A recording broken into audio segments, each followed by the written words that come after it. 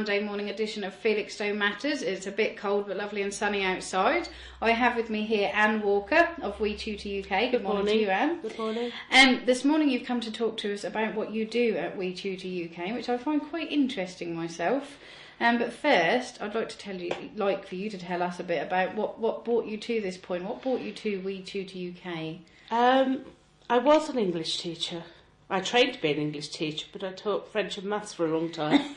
But English language has always been my first love. Yeah. There are some things in life you know you're good at. Yeah. English language is one of mine, or probably the only one of mine. But I can speed read. Yeah. I can speed check. When you mark 30 essays in a very short space of time, you learn to work quickly and to spot mistakes. I can spot a spelling or a grammar mistake at about 100 yards.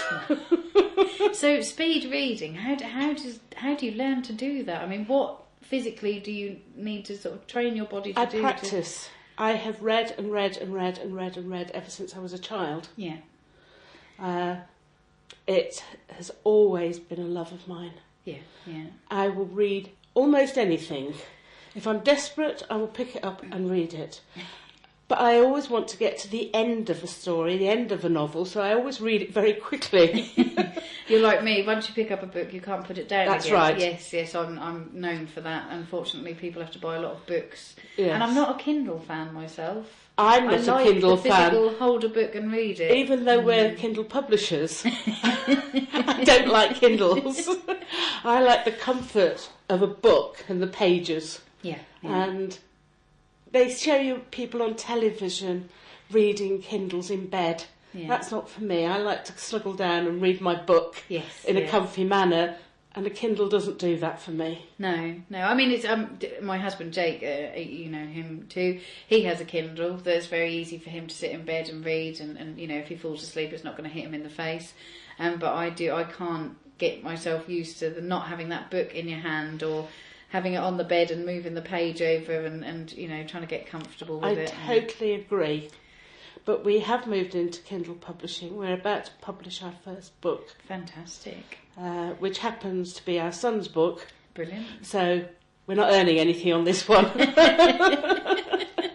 it gives us a chance to experiment without comeback. Yes, yeah, fantastic.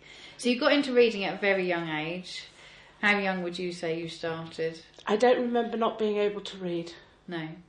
I never struggled with reading at school. First things I remember reading were about Anne Bell and Tom Bell, which were readers when I started school. Were they the Penguin classics? Oh no, that was before the classics. They were Ladybird. Oh, that's the one. The Ladybird ones.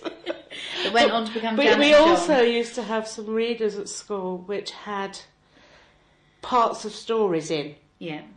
I can't remember what they were called, but I loved them because they made me want to go and read the real thing. Yeah. Rather than just a section of it. So what was the first book you truly fell in love with? Can you remember? I know the first writer I truly fell in love with when I was 9, and that was William Shakespeare. Yeah. I went to see my first Shakespeare play at the age of 9. It was Midsummer Night's Dream. Oh, good one. And the fairies in it had gossamer wings, which in the 1960s was exactly what a little girl wanted to see. Yeah. I could have seen a tragedy and hated Shakespeare, but watching Shakespeare that day changed the whole of my life. Yeah. It sounds... No, I think a lot of people who are into reading and written English, if you ask them who one of their favourites, it's always going to be Shakespeare. Yes. For me personally, mine was Romeo and Juliet. Yeah. Which to this day, you know, still is not lost on me, and I could read time and time again. Yeah, I've seen so many versions of Midsummer Night's Dream, even with somebody doing a takeoff of Elvis at Liverpool. Yeah. I think it's fantastic. They can be interpreted in so many different ways and not lose the element of that he originally Well, there's intended. a new Dickens coming up, Nick Nickleby it's going to be on the television, which is a modern version of a Dickens classic. Yeah. Are you a Dickens fan as well? No. Wow. Bleak House I love. Yeah. But I had to study that, so I know it. But no, it's not my favourite writer. Do you find I him too appreciate dark? everything he did. Yeah. But I find the books very hard going. Yeah. Some people do struggle with the But darkness. I love of the them. Bronte sisters. I do as well. Yeah. Yes, Jane Eyre, Wuthering Oh Heights. yes. A lot of people find Wuthering Heights very difficult, don't they? But Yes. I personally, I think I read that when I was about 14, 15, and just the image of at the window Yes. in the house in the dark and the cold has always stuck And with I me. love And Thomas Hardy's Tess of the D'Urbervilles. see, A Pair of Blue Eyes is my favourite Hardy Yes, book. I love that one too. Fantastic book. I could read that time and And not time many again. people have heard of it. Ah. I read it when I was studying English at uni, but No, it is one of my favourite books. I could read that again and again. I had to study. Very proper English, isn't it? I had to sit and do tests for my A-levels. Yeah. And I think every girl in my English set fell in love with Thomas Hardy's Tess of the D'Urbervilles. Do you find that as young people we don't, when you're there and you're learning, it's, oh, I've got to learn this for English, and we don't realise that when we're older we're going to look back and go, do you know what, they were the books I fell in love with, and that's what's helped me to develop this love. And Yes, you know, and I think in schools we insist on our kids reading almost too many classics. yeah. Roald Dahl has become a thing in school, who is not my favourite writer. No. But in my childhood, it was Enid Blyton's Famous Five. Yeah. Not a good writer, No. but kept me hooked into the story. And Brer Rabbit. Let's not forget Brer Rabbit. Brer Rabbit. That naughty scamp. I found some of Brer Rabbit quite dark and disturbing, even as a child. It is. It is. It's a bit like Watership Down. Watership Down has got that same most undercurrent. definitely. Yeah. Particularly with the rabbits that are domesticated. Oh yes, exactly. But would you say, I mean, even just chatting now, books are a lot like music in a way. It doesn't matter where you come from or what's behind you, because they mean the same wherever they're translated. Yes.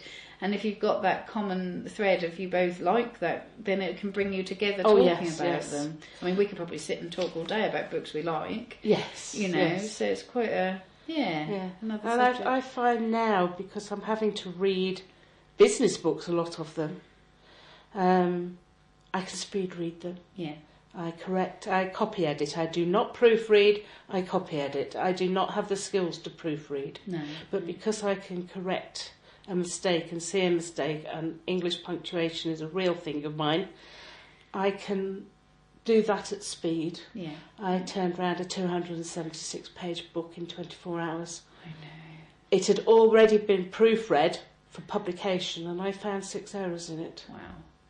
So there is a real benefit to having someone copy edit as well as proofread something. Yes. Then you can find the mistakes. When we publish the Kindles, we prepare the book as well, so I can correct typos, punctuation. You don't want to change somebody's writing, particularly if it's fiction. Yeah. And are you finding that in the age of text speak and these abbreviations that people are struggling more with with punctuation and general written English? Yes, I think one of my biggest horrors was when I walked into a staff room and saw pinned to the staff notice board a notice written in text speak, which in the school staff room I felt was not appropriate. No. But even then, if we don't spell and do things properly, we don't communicate properly. Text speak, LOL, does it stand for lots of love, or does it stand for laughing out loud? Yes. Yeah. It's not clear, and the two are very different, or can be. Yeah.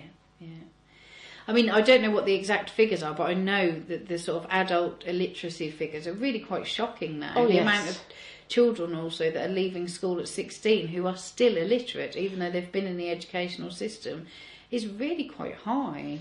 Yes, we don't cater that well for people who don't keep up. Yeah.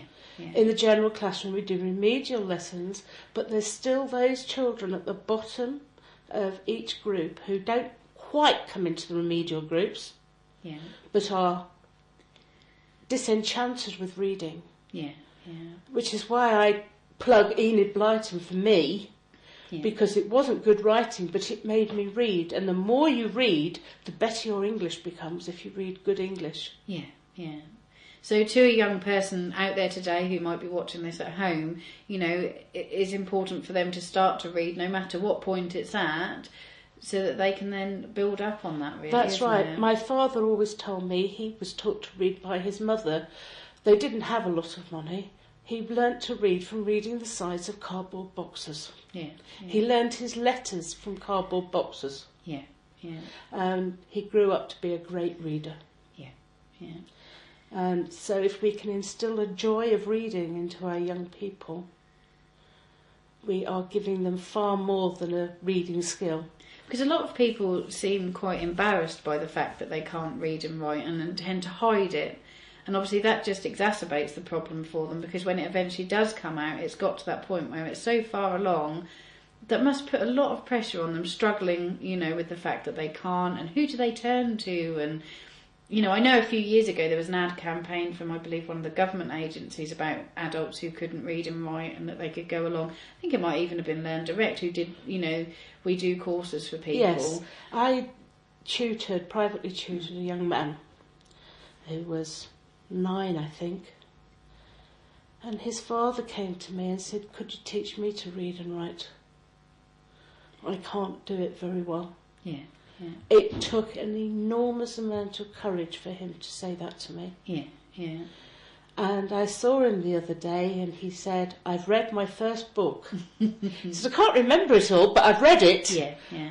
And this is a man of over 40 who was so chuffed that he'd read his first book. Yeah. We are sending our young people away not able to read, and it's not just a matter of being able to fill in a form. That's important. Yeah. But it's a matter of pure enjoyment. Yes. With the ability to read. You choose what you can want to read. And I guess for some youngsters, when they're at school, if it's being drilled into them and they've got to learn it and it's you must, there's not that sense of enjoyment there for them, hence they don't actually pick it up. But then they're not going to let on that they haven't, because, But they don't get read to at home. No. It is vital that young people, children, are read to. Yes. From the earliest possible age. Even if you don't think they understand it, they can look at pictures and talk about them. Yeah. It develops a vocabulary.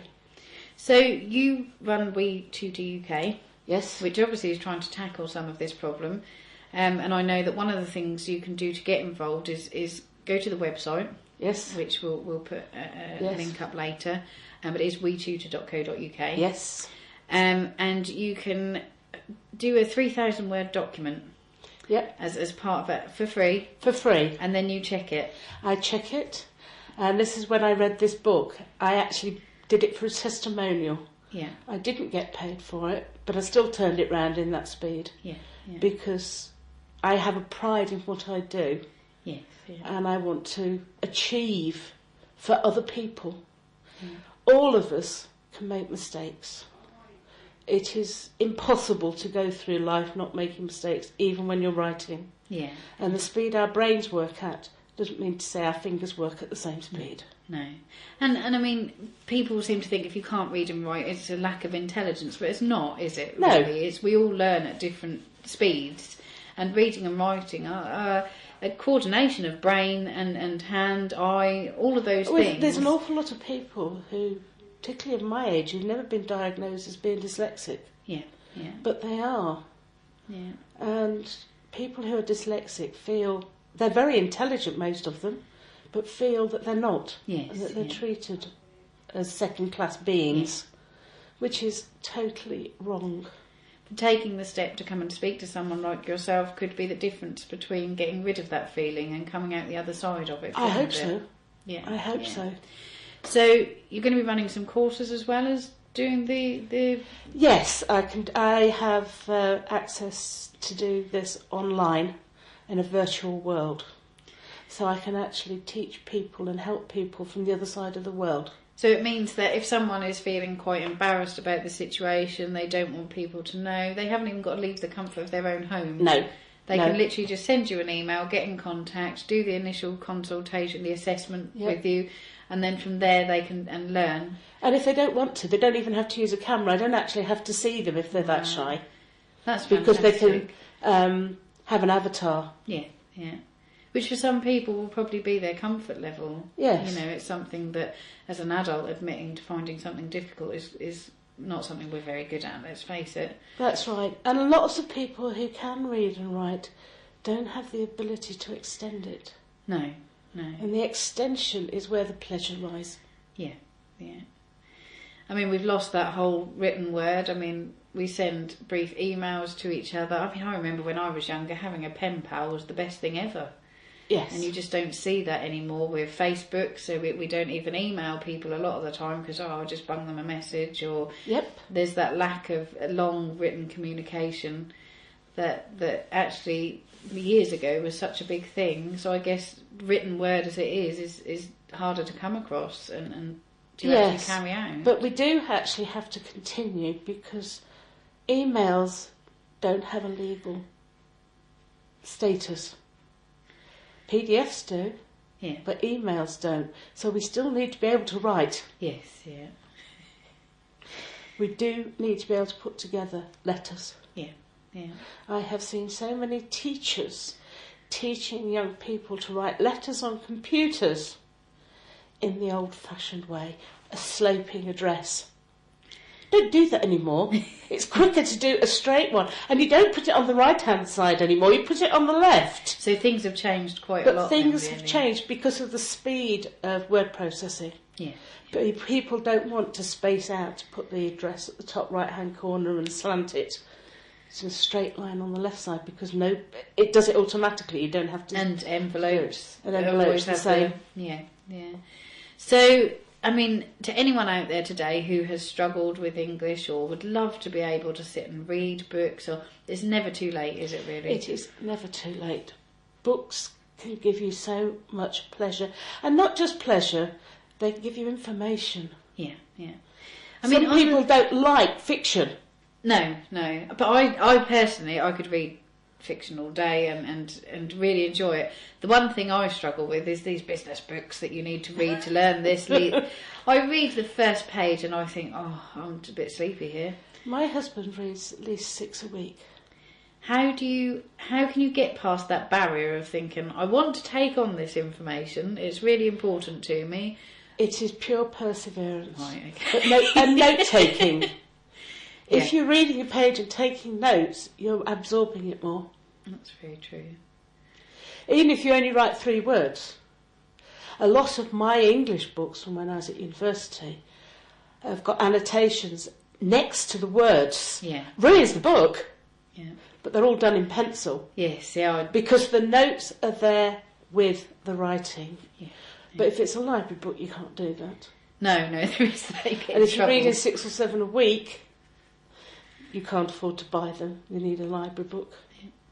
Although if you go onto Amazon these days, you can pick up second-hand books. If it is a case if you want to learn and you want to get into reading, because even reading in general, if you don't understand a word, I know on Kindles now you can highlight the word and it will tell you all about it and what it means. So in a way, they're good for that. Yes, I could do that aspect. Because I know often Jake will be reading a book in bed and he'll say to me, what does this word mean? And if I don't get in there quick enough, he'll have highlighted it and looked up what it means. So I guess in that way, they're good as an educational tool for people who are learning. Yes, Kindles, once you've actually bought the machine, Kindle books can be as little as $2.99. All free for a lot of the older ones. All free for the ones, a lot of that are out of copyright. Yeah. So you're very, very passionate about reading and writing in particular, and the written word. I guess you'd struggle to be on Facebook a lot of the time with the written English that we have on there. It would drive you up the wall, wouldn't it? It certainly does. But I have passed my love of writing on to my son. That's good. Who has become a writer. That's fantastic. And you're very proud of him, I know. I'm exceptionally proud of him, but he's a one and only. And I think we're always extra proud of our onlys. Yeah, definitely. Now, if there are enough people in the Felixstowe area here and the surrounding villages who do struggle with their reading and writing and would like some help, we have said that Anne is welcome to run a course here or have a class here. So if you would like some help with your reading and writing, then you can go to WeTutorUK and get in contact with Anne there, or you can even call the studio and let us know that you would be interested and we can put together a class for people, because it is something that should be enjoyed and that we should all be able to take part in. Yes, but Most if definitely. people don't want to be part of a group, Yep, you can do I it am separately. prepared to do it individually. That's right. Because if you can't do it, you get a bit embarrassed. Yeah. You shouldn't, No, definitely not. but you do. We all struggle. I think my husband won't kill me for saying this. He works for BT. He's done very well. But he struggles to read and write at times. Nobody's perfect. And like we said before, it doesn't make you any less intelligent. No. Well, it means your brain doesn't... I lie in process bed and everything. read, and my husband is often working in the next room. Yeah. And if I don't understand a word, I shout to him. And he has to look it up on the computer. So even you have words you don't understand. There is no point in reading if you understand every word. It's not No. stretching your It's brain. learning, isn't it? Yeah, yeah. We read to enjoy, but we also read to learn. Yeah. Well, thank you very much for coming in today, Anne. It's been My very pleasure. interesting to hear. And if anybody does want some help, either privately, you don't want other people to know, you're a bit embarrassed, which is not a problem, then get in contact with Anne herself. Or like we say, get in contact with the studio and we can set something up with Anne for you. We look forward to seeing you tomorrow.